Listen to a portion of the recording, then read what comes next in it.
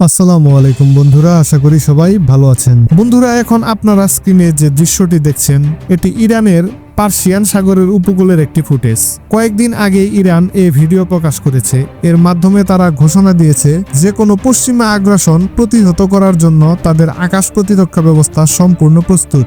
পূর্বে ইরান রাশিয়ার S-300 এবং বুক সিস্টেমের উপর আস্থা রেখেছিল, কিন্তু এখন তারা নিজেদের তৈরি বাভার 373 এবং চীনের HQ-9B প্রতিরক্ষা ব্যবস্থার উপর বেশি নির্ভর করছে। এজন্যই হরমুজ প্রণালী এবং পার্সিয়ান সাগরে তাদের নিয়ন্ত্রণে থাকা তিনটি দ্বীপ গ্রেটার তুন্দ, লেজার তুন্দ এবং আবু মুসা, এগুলোতে আকাশ প্রতিরক্ষা ব্যবস্থা ছড়িয়ে ছিটিয়ে মোতায়েন করা হয়েছে। ইরানের ধারণা শুধু প্রতিরক্ষায় সীমাবদ্ধ থাকলে হবে না, বরং পাল্টা আক্রমণও জরুরি। আর সেই লক্ষ্যেই ওমান সাগরের উপকূল ও পার্সিয়ান সাগরে তাদের আন্ডারগ্রাউন্ড ঘাঁটি থেকে হাজার হাজার ড্রোন প্রকাশ্যে আনা হয়েছে।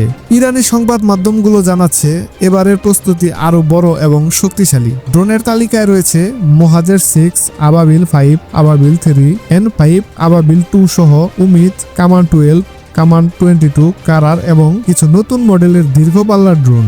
সবগুলো এবার উপকূলীয় যুদ্ধে ব্যবহার করবে ইরান। ইরান স্পষ্ট জানিয়ে দিয়েছে দ্বিতীয় ধাপের যুদ্ধে প্রথম টার্গেট হবে ইসরায়েলের ঘনিষ্ঠ মিত্র দেশগুলো, বিশেষ করে পার্সিয়ান সাগরের উপকূলবর্তী বাহরাইন, সংযুক্ত আরব আমিরাত ও সৌদি আরব। তাদের ঘাঁটি ও বন্দরগুলোকে সহজে এবং কম খরচে ড্রোন হামলার মাধ্যমে লক্ষ্যবস্তু বানানো সম্ভব। স্ক্রিনে এখন যে দৃশ্য দেখছেন এটি ইরানের তৈরি বাভার 5 ড্রোন। এটি একটি AI চালিত স্মার্ট ও ধ্বংসাত্মক ড্রোন যা উপকূল এমনকি ছোট বোট থেকেও উৎক্ষেপণ করা যায়। এর বিশেষত্ব হলো অ্যান্টি রেডিয়েশন টেকনোলজি। সরাসরি শত্রুর রাডার সিস্টেমে গিয়ে আঘাত করতে সক্ষম এই ড্রোন। ইতিমধ্যে পরীক্ষামূলক উৎক্ষেপণে বাভার 5 সফলভাবে 400 কিলোমিটার দূরের একটি যুদ্ধজাহাজের রাডার সিস্টেমে আঘাত এনেছে। ফলে এটি আন্তর্জাতিক সংবাদ মাধ্যমে আলোচনার কেন্দ্রবিন্দুতে পরিণত হয়েছে।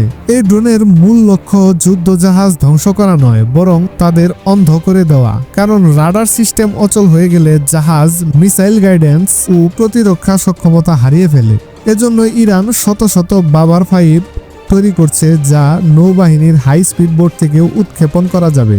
ইরানের কৌশল হচ্ছে প্রথম ধাপে ড্রোন দিয়ে শত্রুর রাডার সিস্টেম দুর্বল করা, এরপর দ্বিতীয় ধাপে শক্তিশালী অ্যান্টিশিপ বা ব্যালিস্টিক মিসাইল দিয়ে আঘাত আনা। কিছুদিন আগের ইরান ইসরায়েল যুদ্ধে ইসরায়েলের সাথেও একই কৌশল ব্যবহার করেছিল ইরান। প্রথমে ড্রোন হামলা, পরে মিসাইল আক্রমণ।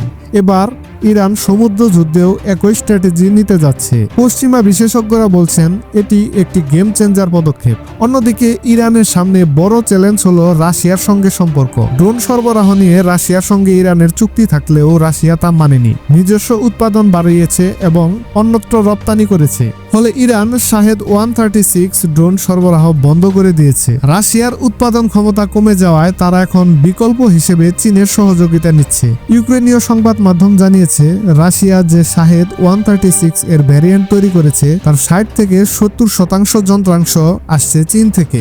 ইঞ্জিন, টাইটেনিয়াম বডি থেকে শুরু করে বিভিন্ন কাঁচামাল সবকিছুই চীন সরবরাহ করছে। এ অবস্থায় ইউক্রেন প্রশ্ন তুলেছে যে চীন সরাসরি রাশিয়াকে সহায়তা করছে, সেই চীন কিভাবে আমাদের নিরাপত্তার গ্যারান্টার হতে পারে।